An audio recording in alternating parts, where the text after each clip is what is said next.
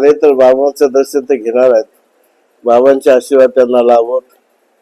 त्यांची प्रकृती, त्यांचा कार्यकाल अत्यंत आनंदमय सुखकर जावो हीच माझी प्रार्थना राहील. मी नेहमीच त्यांच्याबाबत पॉझिटिव्ह आहे. मी तर देव माणूस म्हणतो त्यांना, आणि माझ्या मनात तो देव माणूस आहे आणि शेवटच्या श्वासापर्यंत तो देव माणूस म्हणून जाईल. ते देव माणूस म्हणून जाईल. आदरणीय उद्धव साहेब,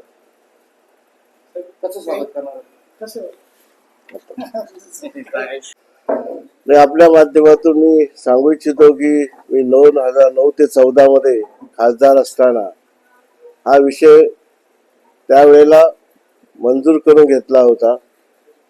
त्याला बाबांचे भक्त मुनिअप्पा असतील, त्यांची मदत असेल, आपल्या सर्वांच्या माध्यमातून सांगतो की त्यावेळेला हा प्रकल्प ममता बॅनर्जी रेल्वे मंत्री असताना त्यांनी लोकसभेमध्ये घोषित केला होता आणि हा प्रकल्प मार्गी लागला होता. आणि हा प्रकल्प मंजूर करण्यापूर्वी याचा सर्वे झालेला होता. सर्वेची प्रक्रिया, त्याचप्रमाणे याचा DPR, जे रेल्वे बोर्ड असतं त्याची मंजुरी, फिजिबल त्याची मंजुरी, या सर्व गोष्टींची प्रक्रिया होऊन तो मान्यता दिला गेला होता. त्यानंतर त्याचं ॲक्विजिशन देखील झालं होतं. संगमनेर भागामध्ये सुरू झालं होतं. आपल्याच्या माहितीसाठी सांगतो की प्रथमतः जो मंजुरी झाली ती अकोले तालुक्याच्या देवठाण भागातून तो मार्गस्थ होणार होता, नाशिक टू पुणे. तदनंतर तो समनापूरच्या बाजूने जायचा ठरला. त्याप्रमाणे त्याची कार्यवाही सुरू झाली.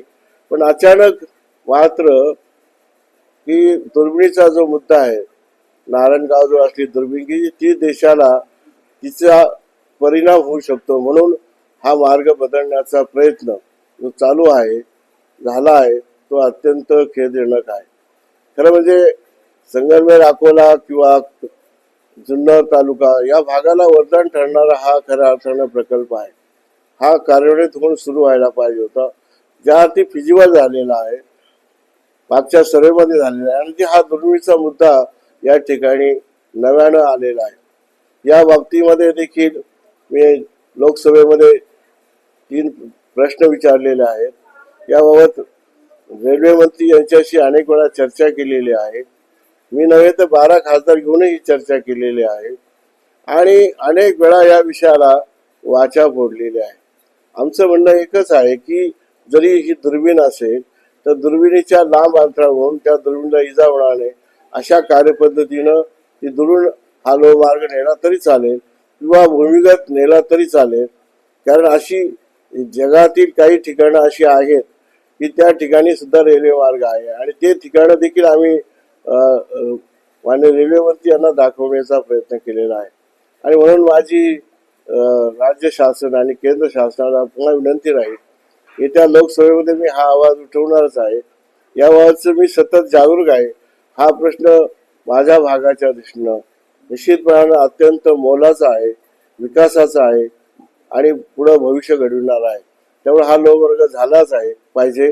जनतेची जी मागणी त्या मागणीबरोबर मी आहे, त्यांच्या आंदोलनाबरोबर आहे, भूमिकेबरोबर आहे आणि भविष्यात देखील बरोबर आहे. ही टीका त्याबाबत मी बोललेलो आहे. टीका टिप्पणी चालूच राहते आणि आरोप करायची प्रक्रिया चालूच राहते. याच्यावर मी काय भाष्य करू इच्छित नाही. मात्र ते आज म्हणाले की खासगी निधीसाठी ते निंदेशिण्यात गेले, जे 6 नाही, असं मागे पण चर्चा होती, आता चर्चा आहे आणि चर्चा चालूच राहणार, तसं काही नाही. हा आरोप आहे. मात्र आपण 6 खासदारांनी 40 मुद्द्यांवर जी निवडणूक लढवली झालं आता.